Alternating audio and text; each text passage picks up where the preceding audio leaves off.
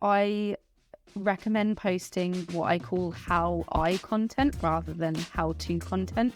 So a lot of people on LinkedIn are like, here's how to do X, and they'll say like point 1 do this, point 2 do that.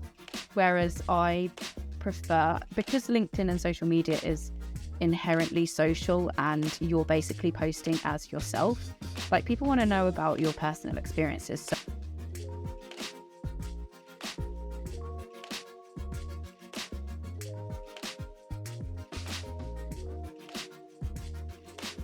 Hi, Lizzie.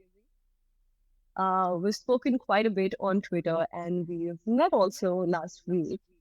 So I just thought that it would be a really great idea for you to come on the show and maybe talk about your freelancing experience, your journey, and also your entry into the creator network since you have a newsletter.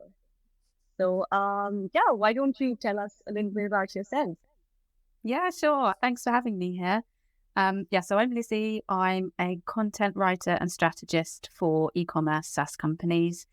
And I've been doing this for 10 years. So I mostly write long form content, case studies, articles, landing pages for brands like Shopify, CoSchedule, Klaviyo.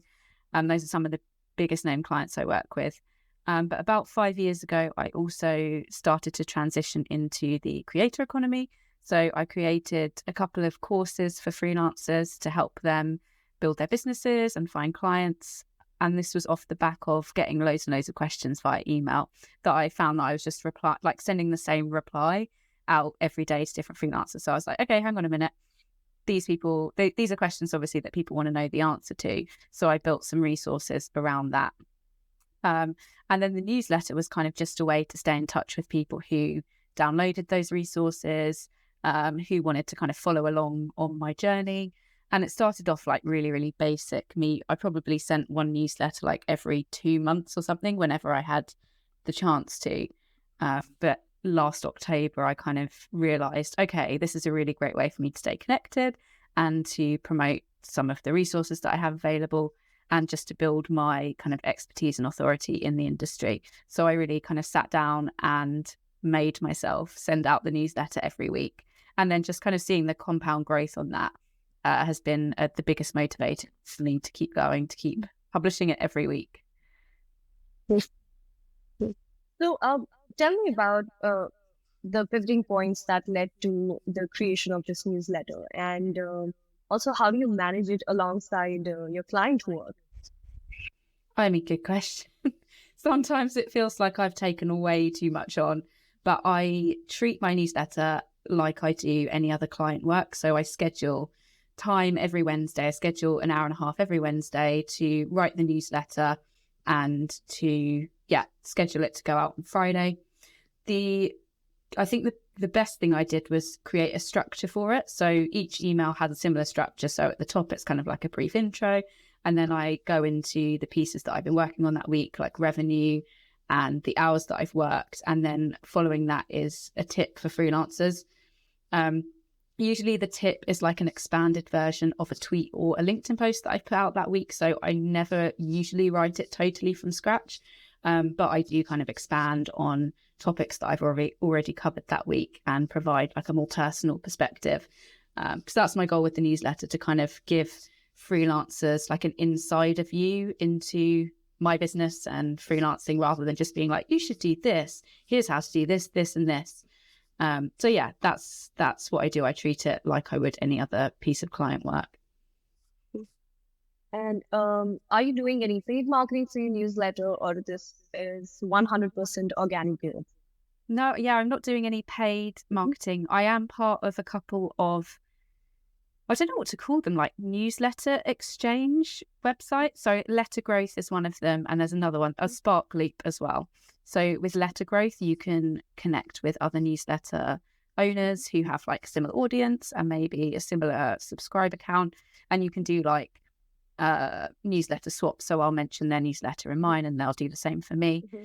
And then Spark Leap is a referral network, I think. So at the bottom of the emails, I add in a referral link that people can send to their friends, family, colleagues, anyone who they think might be interested. And then if they sign up if their friend signs up using that, they get like little rewards and stuff. So those are the two ways that I'm working on growing the newsletter at the moment, apart from like the downloadables from the site and just social media posts. Oh, very great. And I've also seen a lot of people comment on LinkedIn and tweet how they love your newsletters. And you also have a couple of screenshots here and there on Twitter profile. So do you have any tips for somebody who's just starting out with a newsletter and, how to get people to share your newsletter, or even if it's a digital product, how to get that natural word of mouth marketing? Yeah. I mean, it does take a lot of time. So I've had this newsletter for, probably 6 years now. It started off as like a totally different beast than it is now, but it's been about 6 years. And I used to see those kind of shout outs on social media for other people's newsletters. And I was like, how are they getting those? How are they getting those nice words? What are they doing? But it literally is just put out good content and people will share it. I've never like asked anyone to share anything. I've never kind of invited feedback specifically for the newsletter. But it is just a case of people love reading it, so they share it. Like there's a huge amount of power in that. Absolutely, absolutely. And you also have a few resources like templates, courses, and I also saw a content idea handbook. So tell me, did you start creating these products, and what were some of the early wins that helped you, stay motivated to continue building these digital products? Because I know a lot of freelancers have imposter syndrome, and there are all these questions: oh, who's going to buy my product? Who's going to pay for it? All of that. So how did you overcome that? Not just in fact for the digital products, but for the newsletter also. Yeah, good question. So over the years, I've created loads and loads of different downloadables and resources. We're probably like nearing 50 at this point. And most of it was just like trial and error. So I wanted to see what pieces would resonate the most with readers. And there was a point where I was creating like a unique resource or template for every single blog post I was publishing, which just was not sustainable in the long run. But it gave me a really good opportunity to see what kind of templates and resources were getting downloaded the most. So I think, yeah, just in the initial stages, it really was just an experiment to see what people actually wanted. And the more kind of data I got from that, I was able to refine that into the core resources that I have now. When it comes to the paid resources, so like the Create Better Content course, I created that and then I invited 5, maybe a bit more, maybe 7 content writers to go through it. And I asked them like pointed questions to try and get their feedback on it. And I think receiving the feedback from them was like a big motivator that this was something that people needed, because these were experienced content writers who have been in the business for years. So it was good knowing that something that I could put out there still helped them and was still valuable to them. So I would recommend, inviting like a handful of people to go through your resources and give feedback, rather than just kind of pushing things out there in a void. Unless you want to do what I did and push out like 50 things in the space of 2 years, which is really, really not sustainable. So I would recommend going the route of asking people for feedback. And would you say that your newsletter has sort of given that spike to your digital product revenue? In a sense that if you didn't have the newsletter, it would have been sort of difficult of scaling up the digital product side. So do you think these two things complement each other, or do you think it's also possible that if you have a decent following on social media profiles like Twitter and LinkedIn, you can still drive some of the revenue for your digital products? What's your take? Yeah, I mean, I know a lot of people who do just use LinkedIn and other social channels to drive people to their digital products, but I find that you can miss a lot on social media. So if you don't go on for a couple of days, you don't see the posts, and it kind of creates this inconsistent presence. Whereas with email, when people sign up for a resource, they get put into an email funnel, which at the end of it promotes Pitch and Prosper, which is one of my main courses. But if they don't by then, if I never emailed them again, they would probably totally forget who I was. So the newsletter every week, I'm consistently showing up in their inbox. So even if they didn't purchase that first time in that first sequence, they're being reminded of who I am. And obviously I do a little call out to Pitch and Prosper each week. And I do see like a little uptick in sales and questions about Pitch and Prosper every time I send out the newsletter. So I wouldn't say it directly correlates, but I think it's definitely like a support tool in selling the digital products.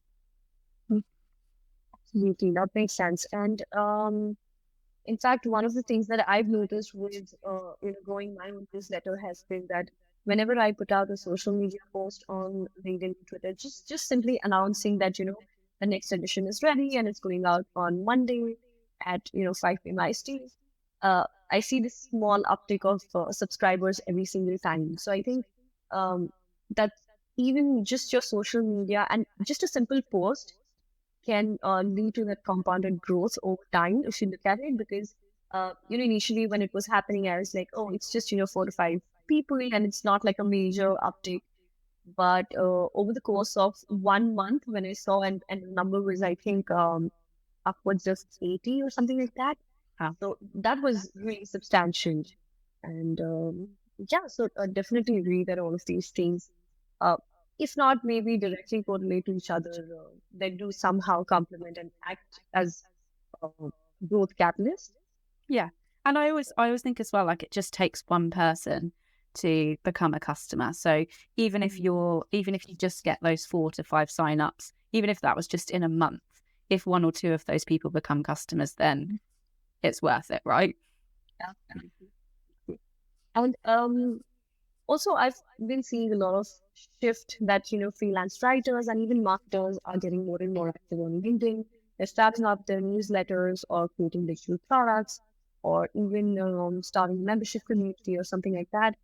So, would you say that this is the best time to make that switch from being just a freelance, maybe writer, marketer, designer, whatever you are, and to becoming a creator and sort of get away from the rented space of socials and have something of your own? Yeah, I think so. I think we're moving towards a time where instead of looking for like big certified courses to learn like general skills, people are looking to learn specific skills from individuals. So I think it's a really good opportunity for people who have those skills to teach them or create resources around them, especially if you want to diversify any income or diversify what you're doing. I know for me, like I get really bored really easily. So if I'm just writing like the same content every single day, I can't imagine doing that for like the next 30 years or something and being content and happy with that. So I'm always like, what's next? What can I do now? What's the next thing? And I think staying ahead a bit like that will not only help freelancers become like an authority on what they do and what they're teaching, but will help them create like a community that they can leverage in the future if they decide to go a different route, or if they decide that they don't want to spend 90% of their time just writing or just researching. So I think it's good for both sides. So people like consumers today are able to tap into unique individuals who have very, very specific skill sets. And also those people with those skill sets are able to share the knowledge, basically. And for anyone starting out a newsletter, I think I've read a lot about how to grow your newsletter, or how to become a creator, and all those beginner sort of guides. And I've realized that one of the common themes is that have a clear purpose and have clarity in when you're starting a newsletter or anything of that sort.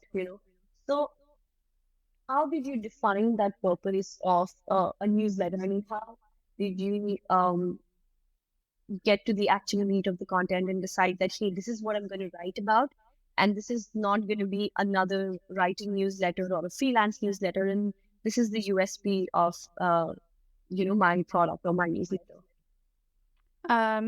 Yeah, I think it's important in the early stages to definitely have a purpose, because people want to know what they're signing up for. Like you want to set those expectations early, especially if like you're relatively unknown or you don't have such a big following. For me, because I've got the 2 newsletters, so for the Freelance Friday tips, that was kind of an organic process. I used to just kind of copy paste blog posts into it, and then I would use the email responses that I got to kind of refine what it was that people actually wanted to see and hear about. So I was getting lots of questions from people who wanted to know like how many pieces I was working on and how long it took me to write pieces and stuff. So I thought, okay, well, I'm just gonna add this to the top of every email, just like what I'm working on, how long it takes me, how much money I'm making. And then for the Content Writing Chronicles, that was, I mean, I'm subscribed to a ton of content writing newsletters, and I think a lot of them are very long, like they give good advice, but it's like a lot to get through, especially if you're like a busy content person who's got a lot to do. You want those like short, snappy tips. So the idea behind that was to just share one really, really short, really, really snappy tip each week that's actionable so that people are able to use it straight away. Yeah, that's really interesting. I think the email length, because I remember sending out really long newsletters in the beginning because I wanted to pack as much value as I could, and I wanted to talk about everything in just one edition about a certain topic. And then I decided that from my own experience, like just like you, I've also subscribed to a lot of newsletters in writing and marketing and in productivity as well. And I noticed that I personally like reading newsletters that are smaller and don't take up like 10 minutes of my time, which my newsletter was doing, in the beginning. So I started trimming down the copy, and it was very difficult at first because I'm used to writing long form content, but I started trimming it down. It also posed a lot of questions for me because I thought that hey, it doesn't contain as much value now because it's shorter, so my open rate or my click rate is going to drop. But fortunately, that didn't happen, and I've been seeing like a consistent, I think 53 to 54% of open rate, even though the subscriber count increases. So I think that hypothesis that longer newsletters have more value and they're more actionable, they work better, I think that was clearly wrong. Yeah, it's so easy to think that though. And I was the same. I was exactly the same when I first started the newsletter. Just as well, because like we're going into people's inboxes, like it's such a sacred space. We want to be like, okay, this is going to be really, really good. And there are some newsletters where I will open them and I will read every single word of the 3,000 words if they're that long. But it's taken time to get to that point. So these are people that I trust and that I look forward to their emails, that maybe only send one email a month rather than me trying to consume 3,000 words like twice a week from somebody who I barely know, basically. But yeah, I think you can still provide tons of value in a short email. And I think that's the thing, like a lot of people with emails like us try to pack as much in when really we should just be focusing it on one thing, like what one thing can the person reading this take away? Do you think there's also a dilemma around freelancers transitioning to creators? For example, for me, if I have that innate motivation, plus there is some sort of incentive at the end, it's easier to stay motivated and continue, sending out the newsletter once a week. But for a lot of people, it's difficult when there's no reward or incentive at the end. Right? For example, newsletter is a long game. I think it's a very long game because you have to gain a lot of trust and credibility on your social profiles before you really send out that newsletter or ask somebody to buy something from you. So that gaining trust part takes a lot of time, and not a lot of people have the patience for it. But they're also kind of on the edge of starting it. So what do you think are those motivation factors, or what are the tips that you have seen work for other creators or for yourself to continue, sending out the newsletter with a regular cadence without failing? I mean, ultimately, I think it depends on your goals. So for me, a large part of doing this is that at some point I would like to work less, but still help as many people as possible. And yeah, I started it not thinking it was going to be a quick route to success. I mean, I think anyone starting a newsletter with the hopes of becoming an overnight success and making millions that very same year is not the good way to think about it. In terms of motivation, I would say stick to a realistic calendar. So if you can't publish one post every week, then don't try and commit to it, because the more you miss out. If you miss 1 week, then the next week you're like, well, I missed last week, so it doesn't matter if I missed this week, and then you end up missing loads. So even if you're just committing to posting one newsletter a month or one newsletter every 6 weeks, that's fine, as long as you do it consistently. And I always try and remember like why I'm doing this and what my end goal is. And each month I look back and I see, okay, so these newsletters have got me 5 course sales this month. I've got 70 new subscribers and 3 people recommended it on Twitter or LinkedIn or whatever. And for me, those little wins, those small wins like that keep me going. So, and then if you add it up over a quarter, so it's like this quarter, my newsletter has led to, 20 course sales, this many downloads, however many new subscribers, then that compound effect really, really adds up. And yeah, I think that's all the motivation you need in the early stages, just to see either just one person reply saying, love this, thank you, was enough to keep me going in the early stages. Yeah, absolutely. And this gets me to social media and sort of the word of mouth impact that you had. What are the 3 most important things you would say for beginners or somebody who's an intermediate level with their social media community, and how to grow their following while still being very original and authentic? Because I think people are, especially with a lot of chat GPT and AI content, people are very, very conscious now who they follow, who they engage with, and everybody's smart enough to sort of sift through the AI posts and comments and get to the real people. So what do you think are the 3 most important traits or things or elements that actually contribute to your originality or your authenticity, and that actually leads the other person to click on the follow button or engage with your content? Yeah, I mean, I really struggled with LinkedIn at the start because it felt like everyone was posting like really samey content and none of it was particularly new or original, or it felt that way anyway. I don't know. I cleaned up my following list anyway and it's got a lot better, but at the start it felt a lot like lots of the same content. So I think number 1, definitely don't post just for the sake of it. I think a lot of people feel like they have to show up every day or they have to show up like X amount of times a week. Otherwise, they're going to lose their community and people are going to forget about them. But yeah, you run the risk of when you're just posting for the sake of it, posting stuff that you don't care about, that readers don't care about, just so that you can get some of that real estate on the feed. And I know that the people that I consistently look for on LinkedIn or like when their post shows up, I will avidly read it. Don't post every day, but I know that every post that they do post is going to be valuable and I'm going to get something from it. I think at the moment I'm posting maybe 2 times a week on LinkedIn, 2 to 3 times a week.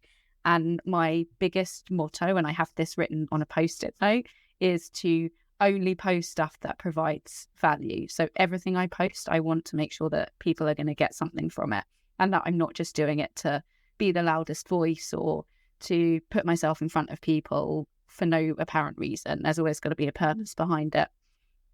I think secondly, well, I don't know if that was 2 points in one, but we'll go for this one as the second one. I recommend posting what I call how I content rather than how to content. So a lot of people on LinkedIn are like, here's how to do X. And they'll say like, point 1, do this, point 2, do that.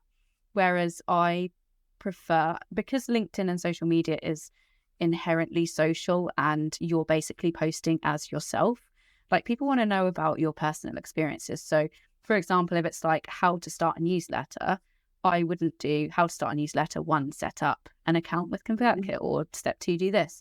It would be how I started it. So it'll be my personal story.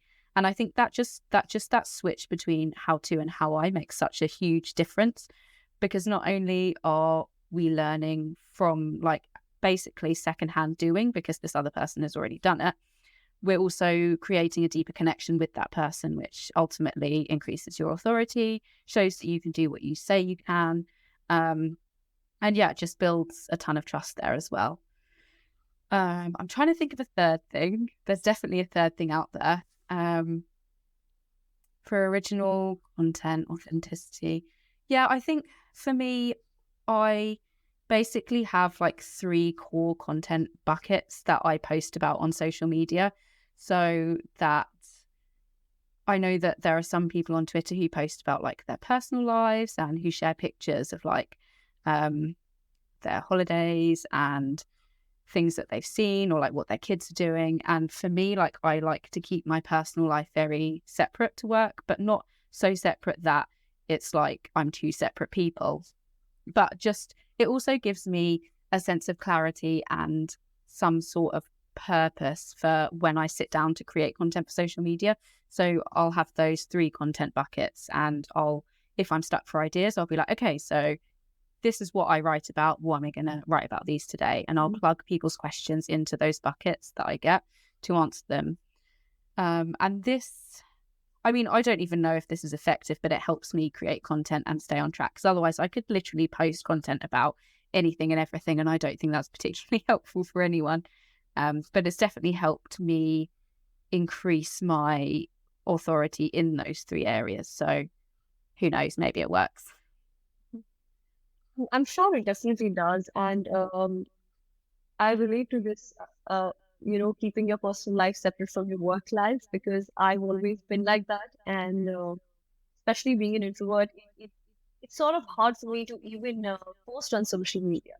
Yeah. So, posting a lot of personal stuff is definitely a no-no for me at the moment. And I know a lot of people out there also relate to this.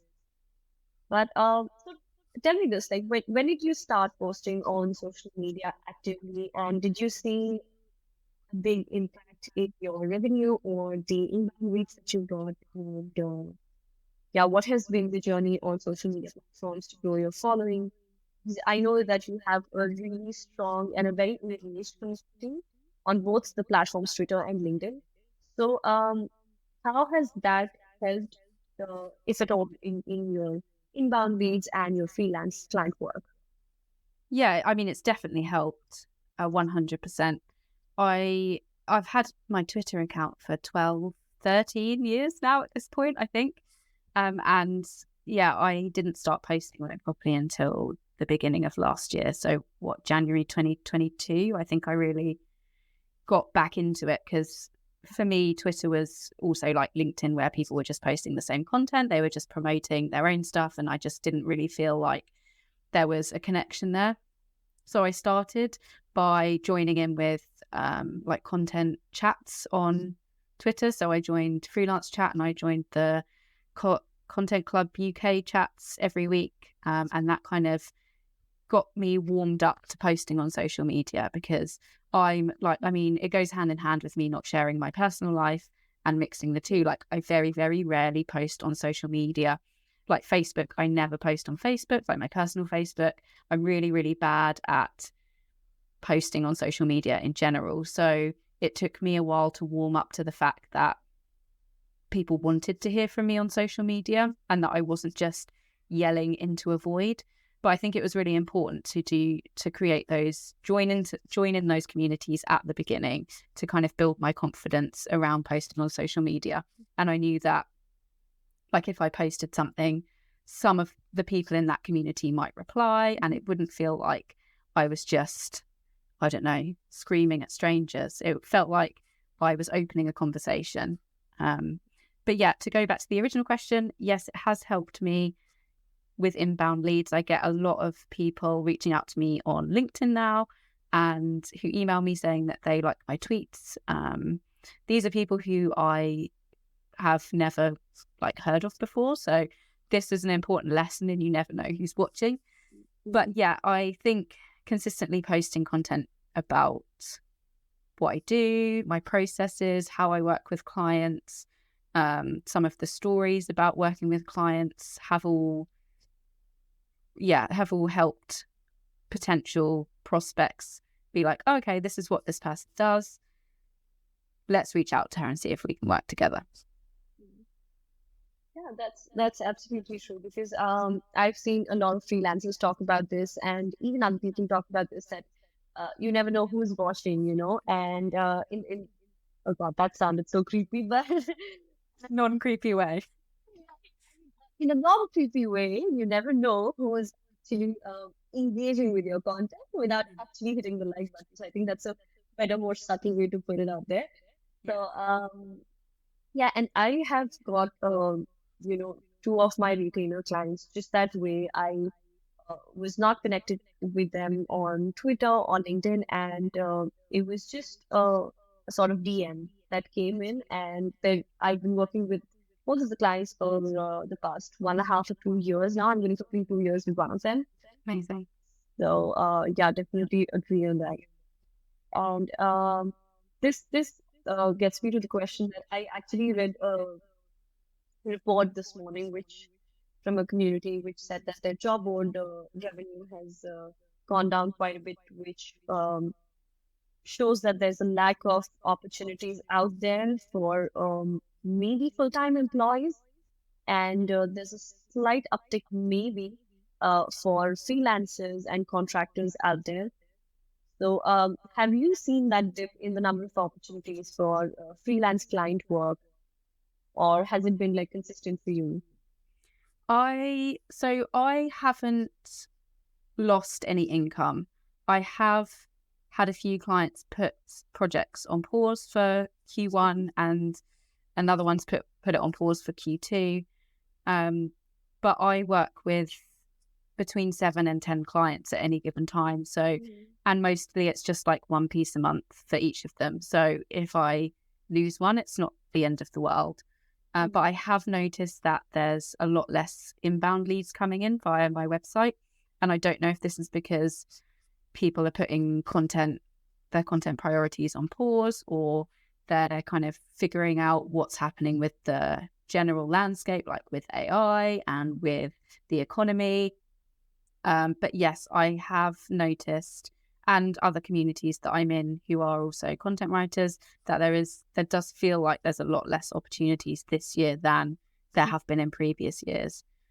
It's starting to pick back up again now, so I don't know if it's going to be forever or for the rest of the year. I mean, that's the beauty of this, like we just never know what's going to happen. But yeah, I mean, there was a brief moment at the start of this year where I was panicking a bit about whether this was like the end of my freelance career and whether I'd kind of used up the gravy train. But yeah, over the last couple of months, things have started to pick back up again. So I'm feeling hopeful that it was just a blip, and it was just companies also panicking that the economy was going to affect their business. Yeah, true. I think I've also had like one client pause their work, I think, for Q1, but they started back up again. And yeah, I've also been seeing a lot of freelance opportunities, and also the switch from, that people are hiring more from content strategists and marketers than just writers. I've also seen like a slight uptick in that direction, that people are looking more for people who can do more than the core work of writing, and they can take care of maybe the publishing process, maybe collaborate with the CS team, with AEs, or even just the design team. So I think that's also the trend that I've been seeing on communities and social media. Yeah, same. And I think I think this comes into like the whole AI chat bit. I mean, I don't want to like turn this into an AI talk, but I think brands that were just using like writers just for the writing, just to churn out like crappy SEO pieces, have started using AI. So now we're seeing the majority of freelance opportunities are brands who kind of understand the value of strategy and want less of like just a writer, and more of like a partner, like I call it a content partnership between me and the clients I work with. So we're not literally just getting a brief and writing. We're working with them to come up with ideas, to optimize the content, and to see to make sure that what we're writing is actually fitting in with their bigger content vision. Yeah, absolutely. And I think when it comes to content marketing or content strategy, what are, sort of the 2 to 3 skills that you think that companies are looking out for? Because I know a lot of writers who are trying to move up that ladder and, switch from the writing role to a more strategist and, like you said, like a content partner role. So apart from writing, what are the 2 to 3 skills you think brands are looking out for, or you see uh, in posts from hiring managers? Good question. I think research skills are really, really important. This is important for writing as well, but I think for content strategy, equally as important, like knowing what you need to be researching. And like, it's all well and good accessing tons of data from the back end, like seeing who's visiting the site, getting loads of keyword research. But if you're not able to use that data to make decisions and to drive what you're going to do next, then there's no point. So yeah, being able to research, being able to connect data to decisions. What else? I think basically just being curious and open-minded. I know the strategy clients that I work with are all very, very different. So I think a lot of freelancers go into them thinking that they need this really structured approach. So we're going to do keyword research, then we're going to do this, then we're going to do this. And they take them on like a really, really specific step-by-step strategy, basically. When in reality, like, it's what different brands need. It's like varies wildly, like massively. And the research tactics that you need to use for some might not work for others. So I think, yeah, just being open-minded and not being so rigid in how you do things, and then using like each step to fuel the next step. So the stuff that you find out from keyword research, what are we going to do with that? What's the next best move? That's the best way to do it, rather than, yeah, just a really structured approach. I don't know if that made any sense, but that's how I do it. No, you did absolutely. And I think companies have also sort of moved away just from SEO tools, like using SEO tools just as their single source of truth for research when it comes to blog strategy. Because I mean, I've been a freelancer for 5 years, and I started out as somebody who used to use these SEO tools to build the core element of the content strategy that I used to create for clients. But that has switched, from just SEO to now speaking to customers, now collaborating with the customer success team, speaking with dedicated account executives for, regional accounts. And yeah, just diving more into what customers are thinking, what they're talking about, and beyond just the tools. And I think it's more about the people now, how your customers use your product, what is the core reason they didn't choose your competitor and choose you, and sort of integrating those answers, if not directly, somewhat baking it into the content in blogs.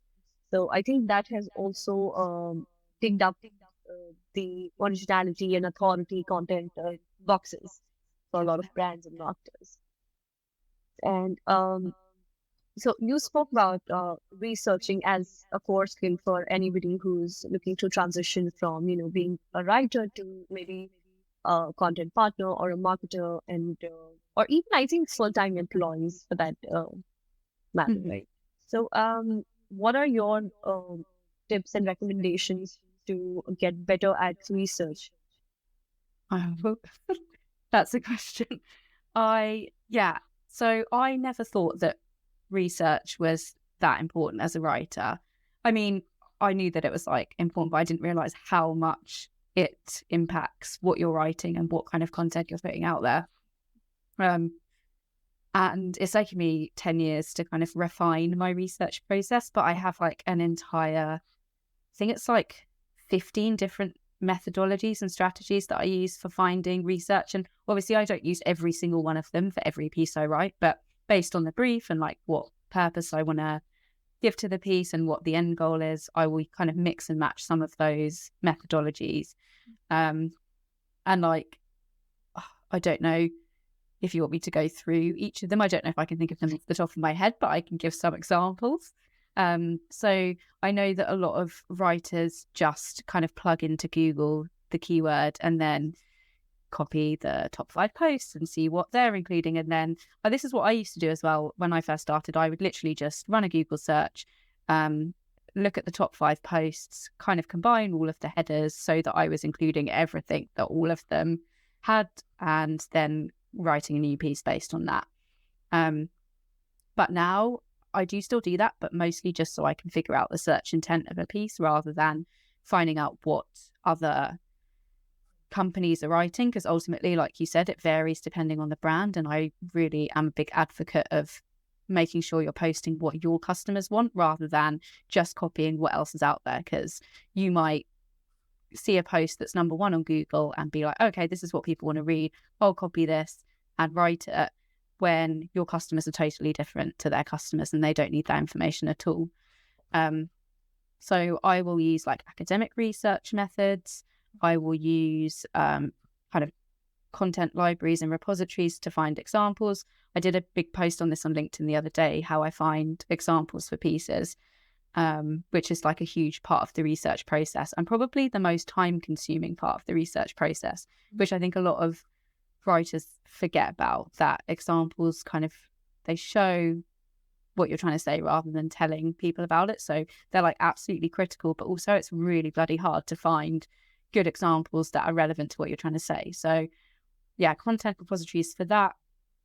Oh god, there's loads, like customer support tickets to answer questions. So instead of just looking at Google's people also ask, like look into customer tickets, look into, ask your sales team what questions people get before they're signing up, ask your onboarding team what their questions are, to get like really specific questions that your actual customers want, not just, okay, this is what people are plugging into Google who may or may not be relevant to our product or our business.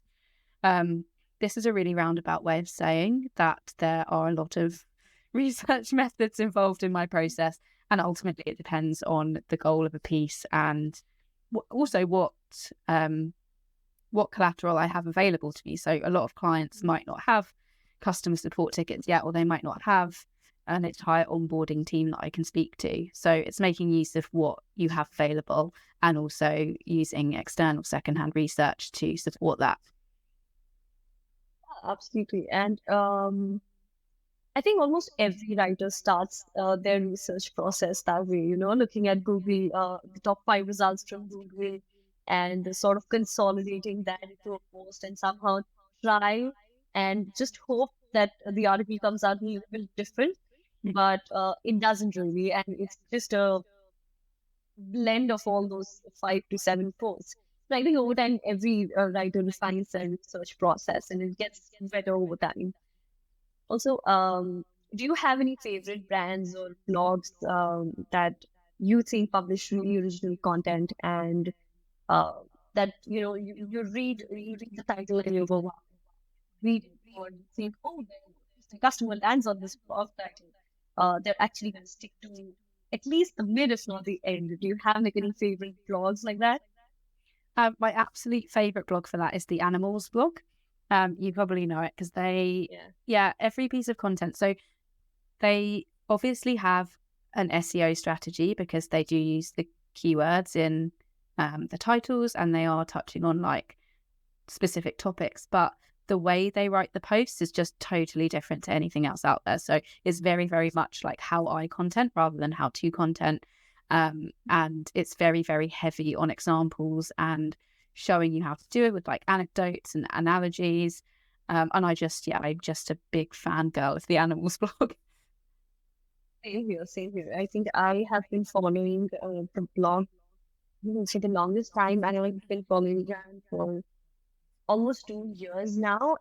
And it's just like every single post he shares, it just sends me down this whole where I'm thinking, oh, how does he come up with these ideas? Yeah. And I think Amanda from Spark Toro is another person that I really look up to, that I really admire. I think like, how does her brain function like that? How does she uh, turn these simple but sort of unseen and underused ideas into something so great? So I think these two folks are definitely somebody on my list that I really look up to. Same. And I think those two in particular, and anyone else whose content I really like, it's always, I leave thinking like, wow, that's such a good idea. And like, how have they thought of that? Or this is so innovative. But yeah, it's just that feeling you get when you read their content where it's like, I'm actually really learning something here. Yeah, and that gets me to the end of the session where I would love to ask you if you have any recommendations for whosoever is listening for your favorite podcast, or for your any book that you like, any podcast, any newsletter that you would ask people to subscribe to that has immense value for them. Yeah, so I don't really read business books, so I've got absolutely zero business book recommendations. I've just really struggled to take in information that way, so I just steer clear. But podcast-wise, I've been binging Duped recently, which is a podcast by Michelle Monsieur and Maggie Patterson, and it's basically about the creator economy. More so like the coaching side of things rather than the actual like newsletter economy and stuff. But it's basically about all of the scams that are out there and how people use like horrible, slimy sales tactics to sell stuff. And I think for me, coming into the creator economy, I was always really, really conscious of being that person who doesn't practice what I preach. So you see a lot of stuff out there about people like a negative narrative around people who create courses, making more money from their courses than doing the thing that they're actually teaching. And I was always really conscious that I didn't want to be that person. Like I will always write and I will always do content strategy, even while I'm selling these courses. So I think for me, it was a really good reminder of things not to do, not that I would be doing those things anyway, but yeah, it's just like, it felt like I was listening to a reality TV show, basically. So really recommend. Oh, thank you for the recommendation. And this actually, just got me to another very quick question. Yeah, sure. So when you say that you didn't want to become a creator who just posts stuff for the sake of it, or creates products for the sake of just selling them and adding just one more revenue stream to your business, what would you suggest to somebody who's struggling to maintain that cadence or lacks that motivation? Because if they post original, thoughtful content, it doesn't drive that much engagement. And if they go, the clickbaity and, hook, all those hook ideas and the comment that I have sent you and all of that stuff, that drives a lot of engagement. At least in my experience, that's what I've seen. So what would you recommend to somebody who's sort of struggling to pick a lane, and but is still sort of committed to the idea of becoming a creator? Yeah. I mean, I think it really depends on what kind of person you are, because I know, I mean, the clickbait stuff, it does work, and there's a reason it works. There's a reason lots of people are like, yeah, I use these sales tactics. And for a lot of people, like, they're perfectly happy doing that, and that's a great way for them to do business. But I think for me, it's not, and for a lot of people, it's not. So every time I'm tempted to do that, or every time I see somebody else doing that and I'm like, oh, I should just do that because obviously it's working really well. Like, why didn't I think of that? I just remind myself like what the bigger picture is. Like, I'm not in this to make quick money overnight. I'm in this to help as many people as I can. And I don't want people to feel like guilted into buying my course. And I don't want people to feel like pressured to buying my courses or resources. I want them to feel empowered, and I want them to feel like I'm there to support them, not to just take their money, basically. So yeah, anytime I see that happening, I'm like, good for you, that works for you, but it's not for me, and it's not the path that I want to go down. Absolutely. I think I engage the most with creators that genuinely help me one way or the other. I mean, when I'm looking out for a course or a membership, I'm looking to solve just a very specific pain point, and I don't want to engage with someone who poses like a know-it-all. Mhm. And because I think everybody's, regardless of the stage that they are in their career or in their creator stages, everybody struggles with something or the other on some level. So I think just having that relatability factor that the other person on the end is also learning about a certain thing and sharing their challenges and how they've been navigating stuff, instead of saying that, hey, here's a magic formula and do 1, 2, 3, 4, 5 steps and you're going to get there. So I think just having that relatability factor, and it just shows, for some creators, it just shows. You read their name and you read their post, and it's going to be of some value to you. So you continue engaging. So I think that's the purpose behind not creating clickbaity content for me, for sure. Yeah. I also just wonder like what those people are like in real life as well. Because I often have this thought where I'm scrolling through Twitter or LinkedIn and I see all these like, what do they call them, like sales bro posts and stuff. And I'm just like, I'm just imagining them sitting in a dark room by their computer, like typing this out, like, yeah, this is gonna get me loads of money. And then like they just go and make themselves a cup of tea and stare into space. I don't know. Like I just wonder what these people are like in real life.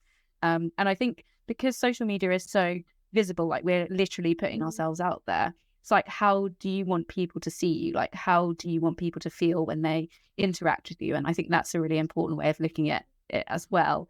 If you don't want to go down that kind of slimy, salesy route, like imagine if you were just talking to someone in person, like how do you want them to feel? Absolutely. And I remember reading this article or maybe a report that was 2, 3 years back on Instagram influencers, especially in the business and entrepreneur niche, saying that hey, we make 6 to 7 figures and we'll teach you how to do that. And most of their assets are sort of fake. That's what the article was about. That XYZ creator has actually rented out this mansion or this Airbnb to just shoot a couple of videos and just get out of the house. But what they say on Instagram is that, hey, I've just built this. So yeah, that was an eye opener for me, because I was sort of this gullible person who used to believe everything on social media was real.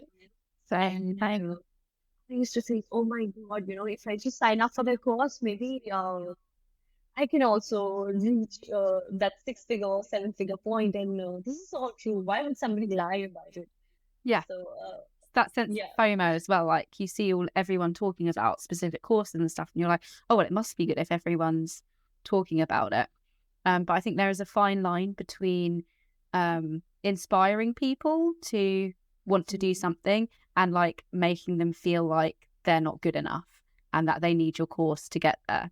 And I think that's what like those fake Instagram influencers and like all of like some of the clickbait stuff, like not all of it, some of it is very much using the whole you're not good enough, you could be better if you just did this, rather than this is like, what do you want to do? How do you want to get there? And using that to inspire people to make decisions. Yeah, and I really liked how you phrased it, that you like putting out content that shares how I do content instead of doing how to content. I think that's a really nice way of doing things, and especially on social media, and maintaining your authenticity. So yeah, I think that's a really good tip for anyone out there.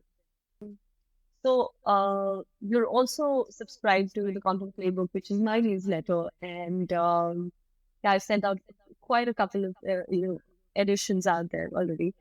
So what do you have to say about that? And yeah, basically, what do you think after you've read it? Any tips for me? Because I'm also in the stage of doing my newsletter, and I would love to get some tips from somebody like you who has already like been there, done that. And yeah. I mean, I think you're doing a great job. I signed up to it, I think, before we had really connected that much, because I think I saw somebody else recommend it in one of the tweet threads where somebody had asked for some recommendations and yours came up. And yeah, I really like it. I love how kind of specific you get with things in it. And I think that's really important. Like I read a lot of newsletters and then unsubscribe to them very quickly when they're very, very generic. But I think that, yeah, you do a really good job of balancing kind of specific with actionable. And that's something I really look for in a newsletter. So yeah, just keep up the good work. Thank you so much. And I can't describe the number of hours I think about it and then put it on paper and draft it up. So it definitely is a long process, and it feels so nice to hear the things about it. But yeah, it was great having you, and I had a really fun chat with you because I um, can talk about the creator economy, AI, and all of that. Even though I don't like AI, but I can talk about it all day long because it's just impacting me so much, directly or indirectly as a writer or as a marketer. So I had a great time chatting with you. Yeah, thanks so And much for having me. I've had a really fun time. Like I could